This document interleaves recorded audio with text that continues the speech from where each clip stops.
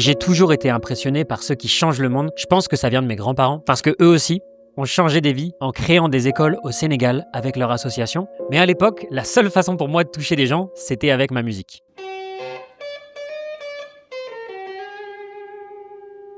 Ma guitare, c'était mon outil pour me connecter avec les gens. Et des années plus tard, ce que j'ai vécu au Sénégal a tout changé dans ma façon d'aider les gens. Et aujourd'hui, j'accompagne des entrepreneurs, mais tout ce que j'ai appris là-bas avec ces gosses, c'est devenu la base de mon travail. Mais à l'époque, j'étais qu'un musicien qui cherchait un sens. Alors quand j'ai découvert cette mission humanitaire au Sénégal, j'avais exactement 90 jours, pas un jour de plus. Parce que mon billet de retour était déjà réservé. Et l'objectif, c'était de créer une chanson avec 150 enfants de la rue, mais si j'y arrivais pas, ma mission, c'était un échec total. Mais au fond, moi, je cherchais un sens à ma vie depuis des mois, et si je le trouvais pas là-bas, je le trouverais nulle part ailleurs. 90 jours au Sénégal, 150 gosses traumatisés, une guitare. L'objectif, c'était de créer quelque chose qui pourrait changer leur vie et donner un sens à la mienne. Mais s'il y avait bien une chose de sûre, c'est que j'allais devoir changer parce qu'à ce moment-là, ma vie était catastrophique.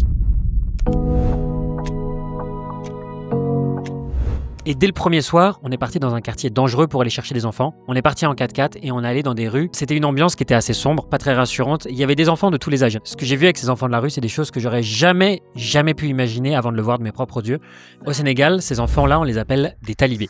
Les talibés, c'est quoi? À l'origine, un talibé, c'est un enfant qui étudie le Coran sous l'autorité d'un maître religieux qu'on appelle un marabout. Mais dans certains pays, comme le Sénégal, il y a beaucoup de talibés qui sont contraints de mendier dans la rue pour aller ramener de l'argent ou de la nourriture à leur marabout. Et donc un talibé, c'est un enfant qui mendie. Et rien qu'à l'arrêt de bus le matin, en attendant le petit bus qui m'amenait de chez moi au centre, il y avait des dizaines d'enfants autour de moi qui étaient avec des boîtes de conserve comme ça, à mendier dans la rue. Et ils marchaient pieds nus, ils avaient des vêtements complètement déchirés et pleins de poussière.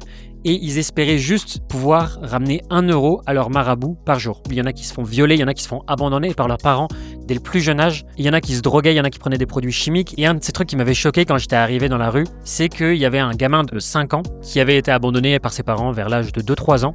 Et il avait une sorte de tissu imbibé dans la bouche. Et donc ce gamin-là, il sniffait une sorte de détergent pour voiture. C'est un produit qui te rend un peu euphorique, mais qui littéralement te détruit le cerveau. Et chaque nuit, il y avait des enfants qui disparaissaient. On se demandait s'ils avaient été blessés, s'ils s'étaient perdus, ou même s'ils étaient morts. Mais ce que je savais pas encore, c'est que ça, c'était juste l'introduction et que le plus dur restait encore à venir. Dès que je suis arrivé dans cette association, je savais que ces enfants-là avaient un message à passer.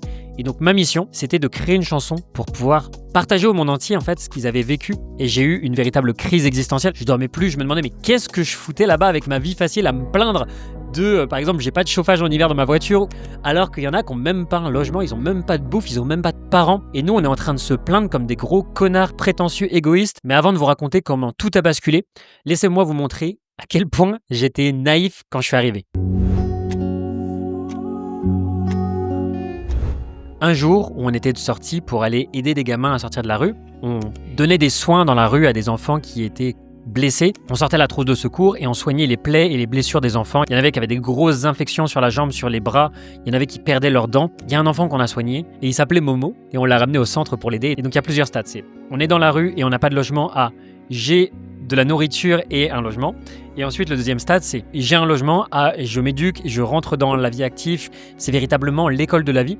Et donc on a commencé à lui donner de la nourriture alors que Momo avait vécu plus d'années dans la rue qu'il avait vécu sous un véritable toit. Et à chaque fois qu'on arrivait à sauver un gamin de la rue, c'était une véritable victoire, on était trop contents. Donc là j'étais en mode waouh, on a sauvé Momo, trop bien, il va pouvoir grandir, il va pouvoir s'éduquer, etc. Mais au final, le soir même, pendant la nuit, il s'est évadé du centre. Mais moi, je me suis dit, mais pourquoi il part? Alors qu'au final, il a tout. Il a un logement, il a des copains, tout ce qu'il peut pouvoir rêver qu'il n'avait pas jusqu'à présent. Et donc, on était vraiment angoissés. Est-ce qu'il avait été blessé? Est-ce qu'il s'était perdu? Et donc, on le cherchait, mais on le trouvait pas. Et dans la voiture, un des éducateurs m'a dit, en fait, c'est normal. C'est un processus qui est complètement logique. Et la réalité, c'est que la majorité des enfants, ils se rebarrent. Et il y en a plein qui reviennent jamais, mais il y en a certains qui reviennent. Et la leçon fondamentale, c'est qu'il n'y a que l'enfant qui peut choisir par lui-même s'il veut changer ou pas. Et donc, on peut lui donner toutes les ressources du monde, mais s'il les accepte pas, ça fonctionnera pas. L'objectif, c'était que moi, je coordonne tout le projet de cette musique-là, qu'on écrive des paroles, qu'on écrive la musique, et qu'à la fin, on publie cette musique sur les réseaux sociaux pour pouvoir raconter leur histoire. Et donc c'est ce jour-là que j'ai commencé à créer la chanson avec les enfants. Et donc il me restait 75 jours, pas un jour de plus, pour former 150 enfants traumatisés en moins de 10 semaines à apprendre la cup song. Donc la cup song, c'est quoi? C'est une manière originale de faire des percussions avec un gobelet pendant qu'on chante et sans instrument. Et donc l'avantage, c'est que ça demande très peu de moyens, il suffit juste d'avoir un gobelet en plastique et on peut faire un rythme. Et si on le fait à plusieurs, ça rend un résultat épique. Et donc moi-même, j'ai dû apprendre le rythme, ça m'a pris plusieurs jours pour le maîtriser.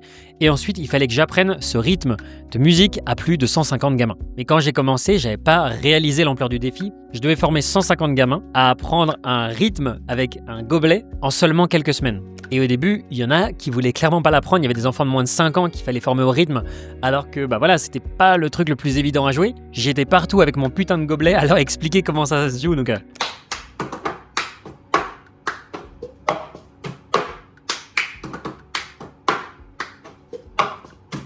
j'ai sorti ma guitare, j'ai décidé d'être authentique et de me livrer à eux. Donc je leur ai montré le rythme avec le gobelet, puis j'ai sorti ma guitare et j'ai commencé à chanter des paroles pour essayer de les accompagner, je me suis livré à eux. Et ça a fonctionné puisque quand on est authentique et qu'on montre ses faiblesses, automatiquement les gens vous font plus confiance. Et donc seulement c'était un petit groupe de 5 gamins et ils ont vraiment trop kiffé. Et je les ai vus repartir de cet atelier que je venais de faire avec un énorme smile et je me suis dit bon ça va, j'ai réussi, ça y est, j'ai au moins formé 5 gamins sur les 150, c'est déjà une énorme victoire. Et au final, un des 5 enfants, il l'a montré à son frère, qui l'a montré à ses amis et en une semaine, il y avait 30 gamins qui l'avaient déjà appris sans que je fasse rien. Et en regardant ces enfants s'ouvrir à moi, après que je me sois livré à eux, j'ai compris qu'on peut pas demander aux autres de nous faire confiance si on leur montre pas qui on est vraiment. Mais ce que je savais pas à ce moment-là, c'est que le lendemain allait tout changer. Le 45e jour, il y a plus de 100 gamins qui maîtrisent déjà la cup song et il me reste 45 jours pour créer la chanson. Mais si on n'avait pas les paroles cette semaine, on n'aurait jamais le temps de répéter et d'enregistrer tout ça dans les temps. Et donc on s'est installé. Il y avait la traductrice sénégalaise qui traduisait du Wolof vers le français. Et donc il y avait les enfants qui étaient en cercle avec moi et la traductrice. Et donc cette femme, elle travaillait là depuis des années, elle avait tout vu, elle avait tout entendu. Elle connaissait très très bien l'expérience de ces enfants-là de la rue et elle travaillait avec eux depuis une dizaine d'années. Et donc on a commencé la séance d'écriture. Et donc j'ai demandé aux enfants, qu'est-ce que vous voulez mettre dans cette chanson? Et donc ils prenaient la parole un à un pour s'exprimer, pour expliquer un peu leurs histoires et dire ce qu'ils voulaient raconter. Et donc là, il y a un gamin qui a commencé à parler, qui a commencé à raconter son histoire. Et donc la traductrice, elle traduisait au fur et à mesure, comme d'habitude, en français. Mais au bout d'un moment, je vois qu'elle commence à trembler, à être vraiment pas bien. Et elle s'arrête de traduire et littéralement, elle fond en larmes, elle s'effondre. Et c'était vraiment choquant parce que cette professionnelle, elle était censée avoir tout vu. Et donc elle craque devant nous. Et donc elle reprend en sanglotant, elle nous explique que l'enfant, il raconte comment il s'est fait abandonner par ses parents, qu'ils étaient partis sur un marché le matin pour aller chercher des fruits et des légumes. Et en fait, il regarde autour de lui et en fait, ses parents, ils sont partis. Ils ont disparu. Et donc le soir, il était obligé de dormir sous des étals, des marchands. Et donc pendant la nuit, ce pauvre gamin, il se faisait violer. Et donc il a été dans une école pour apprendre le Coran. Et donc le marabout, il forçait les enfants à mendier pour récupérer 1 euro par jour. Et une fois, il n'a pas réussi à ramener 1 euro au marabout qui récupérait des petites pièces dans son pot en conserve. Et donc le marabout a attaché l'enfant dans une pièce sombre. Il l'a mis tout nu et il a demandé à tous les autres enfants du Dara de le fracasser, de le tabasser. Et nous, le moment où on l'a récupéré, en fait, c'était le moment où il s'était évadé 2 fois, il s'était fait abandonner 1 fois par ses parents. Il avait dû fuir l'école parce qu'il s'était fait violer, tabasser. Et donc là, la traductrice, elle était vraiment en état de choc. Et on s'est dit en fait que ça allait pas fonctionner. Si la chanson, elle aboutissait à rien, alors j'aurais vraiment aucun sens dans ma vie et j'allais rentrer en France dans 45 jours encore plus vide qu'en rentrant, alors que j'aurais même pas réussi à créer cette chanson avec ses enfants. Peut-être que c'était pas une bonne idée, peut-être qu'on n'aurait pas dû faire ça. Et donc on a arrêté la séance. Et donc pendant que moi je paniquais et que je me disais que c'était la merde, eh bien Chérif, lui, il est resté serein et le soir, quand on est rentré à la maison, il m'a dit « T'inquiète, ça va bien se passer ». Et avec ses fameuses punchlines philosophiques à la maître Yoda, il m'a dit « Les tempêtes révèlent la solidité des racines ». Et il avait cette capacité de rassurer comme s'il savait déjà comment l'histoire allait se terminer. Et effectivement, le lendemain, c'est là que tout a basculé avec ce moment magique. Après la séance catastrophique avec la traductrice, j'avais à peine dormi et je me demandais si on devait continuer le projet. Et le lendemain matin, j'arrive au centre et tous les enfants m'attendaient avec leurs gobelets en plastique et ils avaient répété toute la nuit entre eux. Et c'était incroyable, eux qui avaient tout entendu la veille, ils voulaient continuer. Et c'est là que j'ai compris que les histoires les plus hardcore, elles peuvent se transformer en réussite, mais le truc le plus incroyable restait encore à venir. Et donc ils ont tous pris leur gobelet, et c'était la première fois qu'on a réussi à jouer la cup song tous ensemble avec plus de 50 gamins, c'était magique.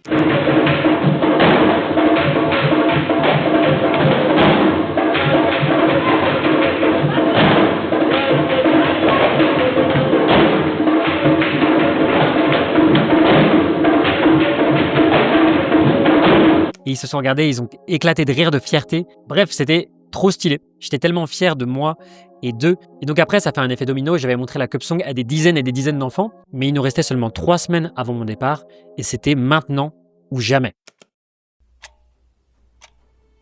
Et c'est là que tout s'est accéléré. Au final, chaque enfant qui fait trop le rythme, et donc il le montrait à un autre enfant, ça fait vraiment un effet viral. C'était vraiment devenu comme les cartes Pokémon, les Pogs ou le hand spinner dans les cours de récré. Et donc très rapidement, les 150 enfants ont maîtrisé le rythme final. Et donc il y avait des enfants qui avaient moins de 5 ans, qui étaient complètement traumatisés, qui jouaient. Et quand l'association a vu l'ampleur que ça prenait et que tous les enfants kiffaient trop jouer à la musique, l'ONG a contacté des rappeurs sénégalais qui sont extrêmement connus au Sénégal. Et donc on a contacté ces rappeurs, qui s'appellent la Daraji Family. Et quand on leur a présenté le projet, par chance, ça a résonné avec leur histoire parce que un des membres de ce groupe de rap avait vécu la même chose que ces enfants de la rue. Et donc ils ont été super emballés par le projet et ils ont décidé de nous rejoindre pour faire le clip, et ils ont même décidé de financer tout ça pour pouvoir créer un clip inoubliable.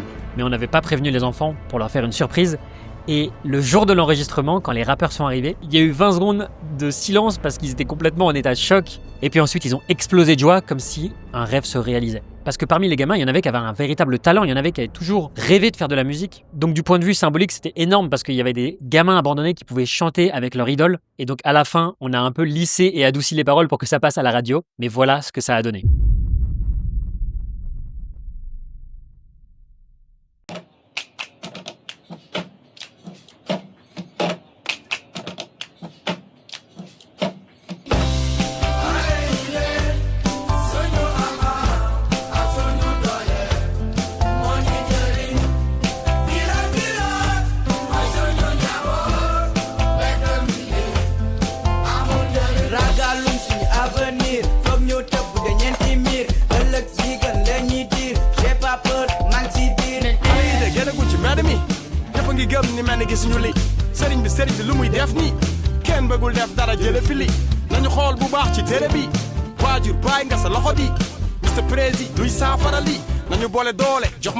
Le clip, il a vraiment percé, il a fait plus de 100 000 vues, c'était énorme. Et moi, je suis vraiment hyper fier de ce projet-là, mais à chaque fois que je l'écoute, ça me donne envie de chialer. Et c'est à travers cette expérience que j'ai vraiment compris le sens de ce que je voulais faire dans ma vie, c'était d'accompagner des gens dans leur transformation. Et j'étais venu pendant 3 mois pour transformer la vie de ces gamins-là. Et en fait, c'est moi qui suis reparti plus transformé que jamais, qui avait transformé ma vie. Et donc le jour 90, mon avion décollait, ma mission était accomplie. Et moi, aujourd'hui, c'est vraiment l'humain qui m'intéresse. C'est pour ça que ça a transformé toute ma manière d'enseigner.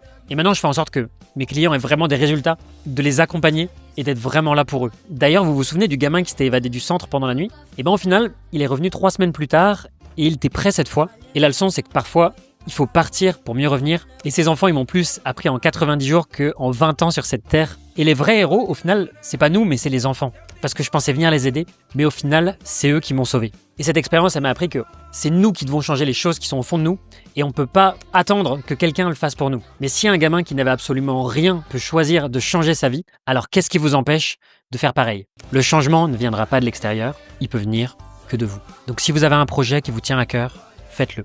N'écoutez pas ceux qui vous disent que c'est impossible. Et même si ça marche pas, vous apprendrez quelque chose. Parce que la vie, elle n'est pas faite pour rester dans sa zone de confort. Moi, je peux vous montrer le chemin, mais je peux pas faire le boulot pour vous. Et si vous êtes vraiment prêt, alors on peut commencer. Donc ces enfants chantent aujourd'hui, pas malgré leur histoire, mais avec leur histoire. Et vous, qu'est-ce qui vous empêche de chanter la vôtre ?